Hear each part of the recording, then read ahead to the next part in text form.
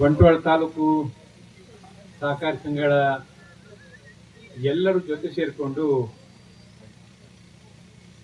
ಒಂದು ಉತ್ಸಾಹದ ಕ್ರೀಡಾಕೂಟವನ್ನು ಏರ್ಪಾಡು ಮಾಡಿದ್ದೀವಿ. ನಾನು ನಿಮಗೆ ಪ್ರಥಮದಲ್ಲಿ ಶುಭಾಶಯ ಹೇಳಿಕ್ಕೆ ಇಚ್ಛೆ ಮಾಡ್ತೇನೆ. ಜೀವನೋತ್ಸಾಹ ಬೇಕು, ಯಾವಾಗಲೂ ಜೀವನೋತ್ಸಾಹ ಬೇಕು. ನಾವೆಲ್ಲರೂ ಜೊತೆ ಸೇರಿಕೊಂಡು ಈ ಬಿಸಿಲಿನ ಸಮಯದಲ್ಲಿ ಒಂದು ದಿವಸ ಆಡೋಣ ಅಂತ ಯೋಚನೆ ಮಾಡಿದ ಜೀವನೋತ್ಸವಕ್ಕೆ ನಾನು ಶಾಬಾಷ್ ಅಂತ ಹೇಳ್ತೇನೆ. ಇಂತಹ ಜೀವನೋತ್ಸಾಹ ಇದ್ದಾಗ ಮಾತ್ರ ನಾವು ಜೀವನದಲ್ಲಿ ಮುಂದೆ ಬರಲಿಕ್ಕೆ ಸಾಧ್ಯ. ನನಗೆ ಯಾಕೆ ಒಂದು ದಿವಸ ರಜೆ, ಸುಧಾಕರ್ ಶೆಟ್ಟಿಗೆ ಹುಚ್ಚು ಅಂತ ಹೇಳ್ಕೊಂಡು ಯೋಚನೆ ಮಾಡುವಂತಹ ಕಾಲ ಬಿಟ್ಟು, ಇಲ್ಲ ನಾವು ಜೊತೆಗಿದ್ದೇವೆ ಇವತ್ತಿನ ವೇದಿಕೆಯಲ್ಲಿದ್ದ ಹಾಗೆ.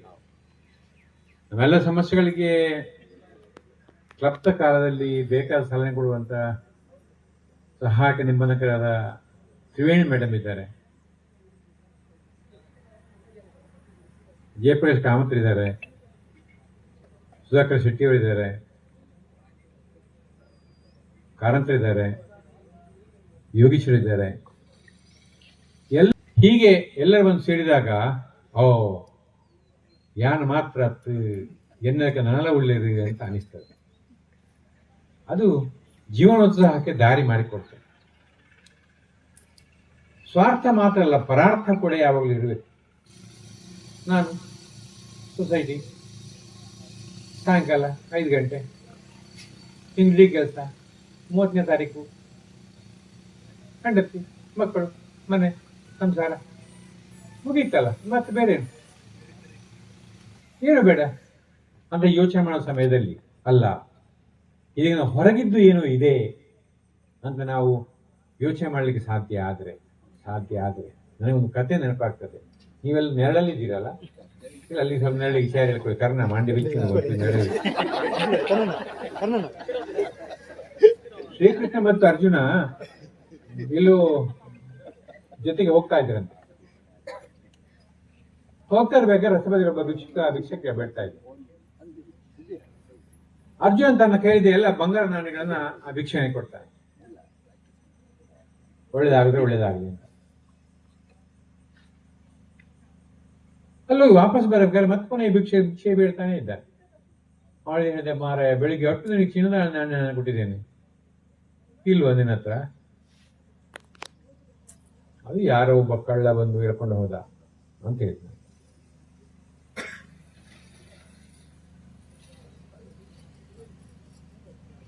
ಅರ್ಜುನ ಅವನಿಗೆ ಮತ್ತೆ ಪುನಃ ಒಂದು ವಜ್ರ ಕೊಟ್ಟನಂತೆ. ವಜ್ರ, ಇದೆಲ್ಲ ನಿನ್ನ ಕಷ್ಟ ಪರಿಹಾರ ಆಗ್ತದೆ, ಇವು ಸ್ವಲ್ಪ ಇನ್ನು ಜಾಗ್ರತೆ ಮಾಡಬೇಕು ಅಂತ ಆಯ್ತು ನನಗೆ. ಅದನ್ನು ತಕ್ಕೊಂಡೋಗಿ ಮನೆಯಲ್ಲಿ ಒಂದು ನೀರಿನ ಕೊಡದಲ್ಲಿ ಇರ್ತಾನೆ.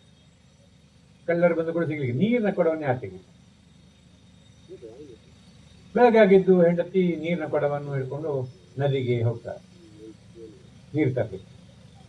ಕೊಡದ ವಜ್ರ ಅದು ಹೊಳಗೆ ಬೀಳ್ತದೆ, ಮೀನು ಆ ಒಂದು ವಜ್ರವನ್ನು ತಿಂತದೆ. ಮನೆಗೆ ಬರ್ತಾರೆ,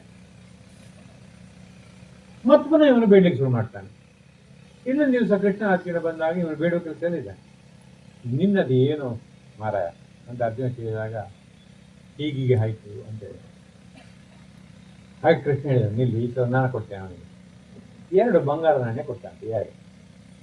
2 ನಾಣ್ಯ ಕೊಟ್ಟು ಅವ್ರು ಹೋದ್ರು. ಸ್ವಲ್ಪ ಹೊತ್ತಿಗೆ ಒಬ್ಬ ಹುಡುಗ ಮೀನು ಮಾರಾಟ ಮಾಡ್ಕೊಂಡು ಬಂದ. ಮೀನು ಮಾರಾಟ ಮಾಡ್ಕೊಂಡು ಇನ್ನೇನು ಜೀವ ಒದ್ದಾಡ್ತಾ ಇರೋ ಮೀನಿನ ಗಂಡು ಅಂತ ನನಗೆ ಕರುಣೆ ಬಂದಂತೆ. ದೇವ್ರು ಇನ್ನೂ ಸಾಯಿಲ್ಲ, ಮೀನು ಪದಾರ್ಥಕ್ಕೆ ಮಾರಾಟ ಮಾಡ್ಲಿಕ್ಕೆ ಹೊರಟನಲ್ಲ ಅಂತ ಆ 2 ಕಾಯಿನನ್ನು ಅವನಿಗೆ ಕೊಟ್ಟ ಅಂತೆ. ಈ ಮೀನನ್ನು ಹಿಡ್ಕೊಂಡ್ಬಂದ, ಅದನ್ನು ಕೊಂಡೋಗಿ ಆ ಹೊಳೆಗೆ ಬಿಟ್ಟು. ಆ ಹೊಳೆಗೆ ಬಿಡುವಾಗ ಆ ಹೊಳೆಯ ಬಾಯಿಂದ ಒಂದು ವಜ್ರ ಕೆಳಗೆ ಬೀಳ್ತದೆ. ಯಾವ ವಜ್ರ? ಅವನ ಹೆಂಡತಿ ಕೊಡದಲ್ಲಿ ಕೊಂಡೋಗಿ ನದಿಯಲ್ಲಿ ಬಿಟ್ಟಿದ್ದಾಳ, ಅದೇ ವಜ್ರ ಆತನಿಗೆ. ಅದನ್ನು ಹಿಡ್ಕೊಂಡು ಮನೆಗೆ ಬರ್ತಾನೆ. ಇದನ್ನೇನು ಮಾಡುವಂತ ಯೋಚನೆ ಮಾಡ್ತಾರೆ. ಮರುದಿವಸ ಮತ್ತೆ ಕೃಷ್ಣ ಅರ್ಜುನ ಬರುವ ಸಮಯದಲ್ಲಿ ಇವನಿದನ್ನು ಸಿಕ್ಕಿತು ಅಂತ ಕುಣಿದಾಡ್ತಾ ಇದ್ದ. ಆಗ ಇವನ ಕೈಯಲ್ಲಿ ಯಾರು ಬಂಗಾರ ನಾಣ್ಯ ಹಿಡ್ಕೊಂಡು ಹೋದ ಕಳ್ಳ ಇದ್ದಾನಲ್ಲ, ಅವನು ಆ ಮನೆ ಮುಂದೆ ಹೋಗ್ತಾ ಇದ್ದ. ನನ್ನ ಸಂಪತ್ತು ಸಿಕ್ಕಿತು ಬೊಬ್ಬೆ ಹಾಕ್ತಾ ಇದ್ದಾನೆ. ಅವನಿಗೆ ಹೆದರಿಕೆ ಆಯ್ತು. ಓ, ನನ್ನ ಇವರು ಕೇಳಿದ. ಅವನು ಹೆದರಿ ಮನೆಗೆ ಹೋಗಿ ಹುಡ್ಕೊಂಡ್ಬಂದು ಇದರ ಬಂಗಾರ ಮಣ್ಣು ವಾಪಸ್ ಕೊಡ್ತ. ಈಗ ಅವನಿಗೆ ಸಂತೋಷ ಆಯ್ತು. ಆಗ ಅರ್ಜುನ ಕೃಷ್ಣನಿಗೆ ಹೇಳ್ತಾನಂತೆ, ಯಾಕೆ ಕೃಷ್ಣ ಹೀಗಾಯ್ತು? ನಾನು ಅವನಿಗೆ ತುಂಬಾ ಸಂಪತ್ತು ಕೊಟ್ಟೆ, ಅವನಿಗೆ ಪರಿಹಾರ ಆಗಲಿಲ್ಲ ಅವನ ಕಷ್ಟಗಳು. ನೀನು 2 ಬಂಗಾರ ನಾಣ್ಯ ಕೊಟ್ಟೆ, ಅವನ ಕಷ್ಟ ಪೂರ ಪರಿಹಾರ ಆಯ್ತಲ್ಲ ಅಂತ ಹೇಳಿ. ಆಗ ಕೃಷ್ಣ ಹೇಳಿದಂತೆ, ಇವನಲ್ಲಿ ಸ್ವಾರ್ಥ ಮಾತ್ರ ಇತ್ತು. ನಾನು, ನನ್ನ ಹೆಂಡತಿ, ನನ್ನ ಮನೆ, ನನ್ನ ಮಕ್ಕಳು ಅಂತ ಸ್ವಾರ್ಥ ಮಾತ್ರ ಇತ್ತು ಇವನಲ್ಲಿ. ಯಾವಾಗ 2 ಚಿನ್ನದ ನಾಣ್ಯದಲ್ಲಿ ಆ ಒಂದು ಸಣ್ಣ ಪ್ರಾಣಿ ಜೀವನ ಉಳಿಸುವಂತ ಒಂದು ನಿಸ್ವಾರ್ಥ ಮತ್ತು ಪರಾರ್ಥ ಅವನಿಗೆ ಬಂತು, ಆಗ ಅವನ ಕಷ್ಟಗಳ ಪರಿಹಾರ ಆಯಿತು ಅಂತ ಹೇಳಿದೆ. ಬಹುಶಃ ನಾವೆಲ್ಲರೂ ಅರ್ಥ ಮಾಡಿಕೊಳ್ಳಬೇಕಾದ ಸಂಗತಿ, ನಮ್ಮ ಸಹಕಾರ ಜೀವನದಲ್ಲಿ ನಮಗೆ ತುಂಬ ಅವಕಾಶ, ನಿಮಗೆ ತುಂಬ ಅವಕಾಶ ಇದೆ. ನಿಮ್ಮ ಮಳೆಗೆ ಬಂದವನ ಮುಖವನ್ನು ನೋಡಿ ಆತನಲ್ಲಿ ಏನು ಕಷ್ಟ ಇದೆ ಅಂತ ಅರಿತುಕೊಳ್ಳುವ ಕಲೆ ನಿಮ್ಮನ್ನು ನೀವು ಮಾಡಿಕೊಳ್ಳಿಕ್ಕೆ ಸಾಧ್ಯ, ಬೆಳೆಸಿಕೊಳ್ಳಿಕ್ಕೆ ಸಾಧ್ಯ. ಆದರೆ ಬಹುಶಃ ನಿಮ್ಮ ಸಹಕಾರ ಸಂಘ ಅದು ಆದರ್ಶವಾಗಿ ಬೆಳೆಯಲಿಕ್ಕೆ ಸಾಧ್ಯ ಆಗ್ತದೆ. ಕಸ್ಟಮರ್ ಫ್ರೆಂಡ್ಲಿ ಸ್ಟಾಫ್ ಒಂದು ಕಡೆ ಆರ್ಥಿಕ ಇಡ್ಲಿಕ್ಕೆ ಸಾಧ್ಯ ಆದರೆ ಆ ಸಂಸ್ಥೆ ಸಹಜವಾಗಿ ಆಟೋಮೆಟಿಕ್ ಆಗಿ ಬೆಳೀತದೆ. ಹೇಗೆ ಪ್ರಾಥಮಿಕ ಪತ್ತಿನ ಸಹಕಾರ ಸಂಘದ ಮುಖ್ಯ ಕಾರ್ಯನಿರ್ವಹಣಾಧಿಕಾರಿಯವರ ಒಕ್ಕೂಟದ ಆಶ್ರಯದಲ್ಲಿ ನಡೆದಿರುವಂತಹ ಈ ಒಂದು ಕ್ರೀಡಾಕೂಟದ ಇವತ್ತು ನಮ್ಮ ಎಲ್ಲರ ಮೆಚ್ಚಿನ ಹಾಗೂ ದೊಡ್ಡಣ್ಣ ಆಗಿರುವಂತಹ ರಾಜಾರಾಮ್ ಭಟ್ರ ಕೈಯಿಂದ ಇವತ್ತು ಉದ್ಘಾಟನೆಯನ್ನು ಮಾಡಿಸಿ ಒಂದು ಚಾಲನೆಯನ್ನು ಕೊಟ್ಟಿರ್ತೀರಿ. ಕ್ರೀಡಾಕೂಟ ಒಂದು ಮಾಡಬೇಕಾದ್ರೆ ನಿಮ್ಮೆಲ್ಲರ ಸಹಕಾರ ಅದಕ್ಕೆ ಅತಿ ಮುಖ್ಯವಾಗ್ತದೆ. ಆದರೆ ಈ ಕೆಲವೊಂದು ಸಹಕಾರ ಸಂಘದ ಮುಖ್ಯ ಕಾರ್ಯನಿರ್ವಹಣಾಧಿಕಾರಿಗಳು ಹಾಗೂ ಅವರ ಸಿಬ್ಬಂದಿ ವರ್ಗದವರು ಗೈರು ಹಾಜರಾಗಿರುವುದು ಕೂಡ ಮೇಲ್ನೋಟಕ್ಕೆ ಕಂಡು ಬರ್ತಾ ಇದೆ.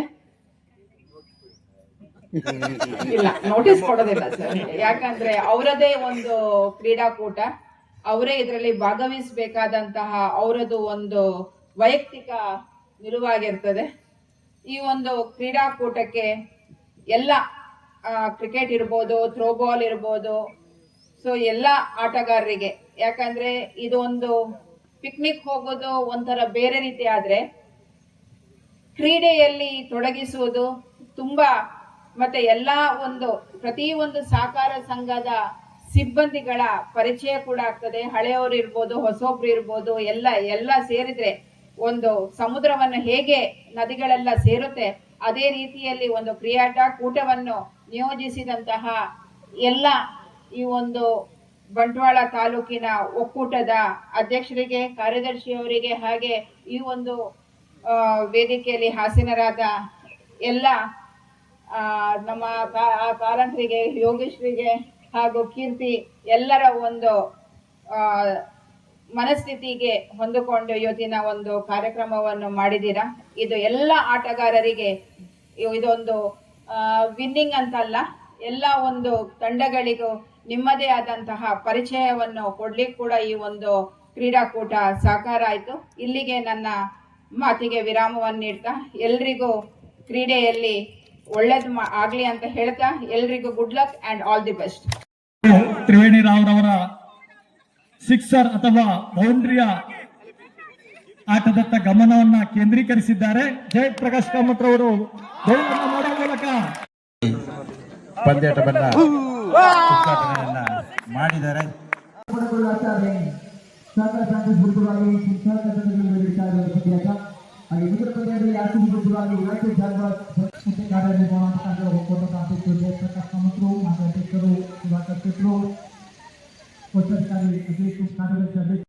ಒಂದು ಉತ್ತಮವಾದ ಬೌಲಿಂಗ್ ಪಾಣಸ್ ಅವರಿಂದ ಕಂಡು ಬರ್ತಾ ಇದೆ. ಯಾವುದೇ ರನ್ ಅನ್ನು ಬಿಟ್ಟುಕೊಟ್ಟಿಲ್ಲ. ಉರಿ ಬಿಸಿಲಿಗೆ ಉರಿ ದಾಳಿ ಮನೋಜ್ ರವರಿಂದ ಕಂಡು ಬರ್ತಾ ಇದೆ.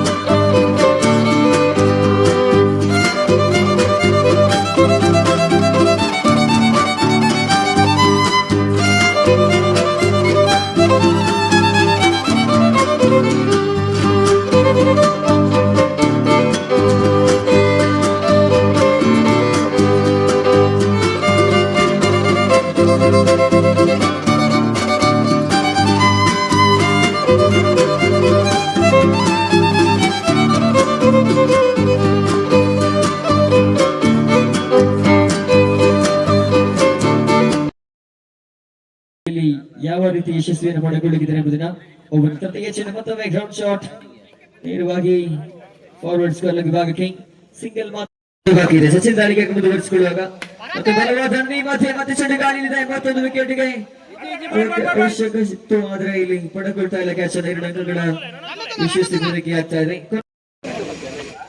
ಬಾಲ್ ಟು ಬಾಲ್ ಅಂಕಗಳ ಗಳಿಕೆ ಆಗಿರುವಂತೆ ಯಾವುದೇ ರೀತಿಯಲ್ಲಿ ಸಿಕ್ಸರ್ ಬೌಂಡ್ರಿಗಳು ದಾಖಲಾಗಿಲ್ಲ. ಮತ್ತೆ ಇಲ್ಲಿ ಸುಂದರತೆ ಬ್ಯಾಟಿಂಗ್ ಸಿಂಗಲ್ ನ ಬಳಿಕ ಮತ್ತೆ ಅವಳಿ ಘಟ್ಟಗಳ ಪ್ರಯತ್ನ ಯಶಸ್ವಿಯಾಗುವ ಸಾಧ್ಯತೆ ಇದೆ.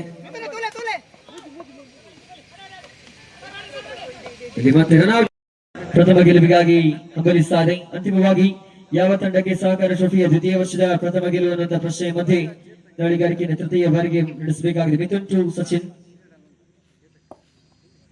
ಕಾದು ನೋಡಬೇಕಾಗಿದೆ. ಈ ರೀತಿಯ ದಾಳಿಗಾರಿಕೆಯಲ್ಲಿ ಯಾವ ರೀತಿ ಯಶಸ್ವಿಯನ್ನು ಪಡೆದುಕೊಳ್ಳುತ್ತಿದ್ದಾರೆ ಎಂಬುದನ್ನ ಒಬ್ಬರು ತೃತೀಯ ಚಿನ್ನ ಮತ್ತೊಮ್ಮೆ ಗ್ರೌಂಡ್ ಶಾಟ್ ನೇರವಾಗಿ ಫಾರ್ವರ್ಡ್ ಸ್ಕೋರ್ ವಿಭಾಗಕ್ಕೆ ಸಿಂಗಲ್ ಬೇಕಾಗುತ್ತೆ. ಇಲ್ಲಿ ಮತ್ತೊಂದು ಡಾಟ್ ಬಾಲ್ ನೇರವಾಗಿ ವಿಕೆಟ್ ಅನ್ನು ಮುದ್ದಿಟ್ಟ ಔಟ್ ಅನ್ನು ಮತ್ತೆ ಸಚಿನ್ ಕಡೆಗೆ ಎಲ್ಲ ಮಟ್ಟದ ಬ್ಯಾಟಿಂಗ್ ಯಾವುದೇ ರೀತಿಯ ರಿಸ್ಕಿ ಶಾಟ್ಗಳು ಕೈ ಆಗ್ತಾ ಇದೆ. ಸಂಸ್ಥೆಯಲ್ಲಿ ಕಾರ್ಯನಿರ್ವಹಿಸುವಂತಹ ಸೀನಿಯರ್ ಅಧಿಕಾರಿಗಳು, ಹಿರಿಯ ಅಧಿಕಾರಿಗಳು ಎಲ್ಲ ಆಡುವಂತ ಆಟಗಾರರಿಗೆ ಶುಭವನ್ನು ಹಾರೈಸ್ತಾ ಇದ್ದಾರೆ. ಬಹುಶಃ ಮಾತೊಂದಿದೆ, ಆಟಗಾರ ಸೋತರು ಕೂಡ ಕ್ರಿಕೆಟ್ ಗೆಲ್ಲಬೇಕೆನ್ನುವುದಾಗಿ ಸಹಕಾರ ಟ್ರೋಫಿಯಲ್ಲಿ ಖಂಡಿತವಾಗಿ ಕ್ರಿಕೆಟ್ ಗೆದ್ದಿದೆ. ಬಹುಶಃ ಪ್ರತಿಯೊಂದು ತಂಡಗಳು, ಪ್ರತಿಯೊಬ್ಬ ಆಟಗಾರ ಕೂಡ ಯಾವುದೇ ರೀತಿಯಲ್ಲಿ ತೀರ್ಪುಗಾರರೊಂದಿಗೆ ವಾಗ್ವಾದಗಳನ್ನು ಮಾಡದೆ, ಗೊಂದಲಗಳನ್ನು ಮಾಡದೆ, ಗಲಾಟೆ ಗಲಭೆಗಳಿಗೆ ಸಾಕ್ಷಿಯಾಗದೆ ಅತ್ಯಂತ ಸೌಹಾರ್ದಯುತವಾಗಿ ಪಂದ್ಯವನ್ನು ಆಡಿದ್ದೀರಿ. ಜಾತಿ ಧರ್ಮಗಳ ಗಡಿರೇಖೆಯನ್ನು ಮೀರಿ ಮಹಾಮಾನವತಾವಾದಿ ಅಂಬೇಡ್ಕರ್ ಅವರ ಜಯಂತಿಯ ಶುಭ ದಿನದಂದು ನಡೀತಾ ಇರುವಂತಹ ಸಹಕಾರ ಟ್ರೋಫಿ ಯಶಸ್ವಿಯಾಗಿದೆ. ಇನ್ನೊಂದು ಪಂದ್ಯಾಟ ಬಾಕಿ ಇದೆ.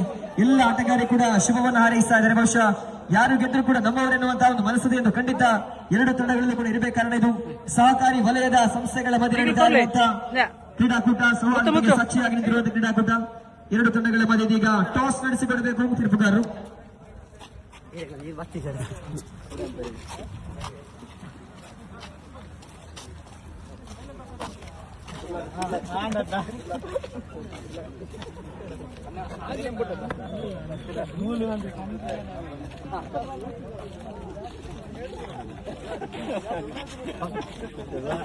ಕ್ಯಾಪ್ಟನ್ ಕಿರೀಟಕ್ಕಾಗಿ ಎರಡು ತಂಡ ನಾಯಕರು, ಎರಡು ತಂಡ ಅರಸರು ಹೋರಾಡ್ತಾ ಇರುವಂತದ್ದು. ಕೊನೆಯ ಚೆಂಡು ಬಾಕಿ, 3 ಅಂಕಗಳ ಅವಶ್ಯಕತೆ. ಪಂದ್ಯಾಟ ಸಮಬಲಗೊಳ್ಳಲು 2 ಅಂಕಗಳು ಬೇಕಾಗಿದೆ. ಮೊತ್ತ ಬಾರಿಸಿದ್ದು ಪಂದ್ಯಾಟ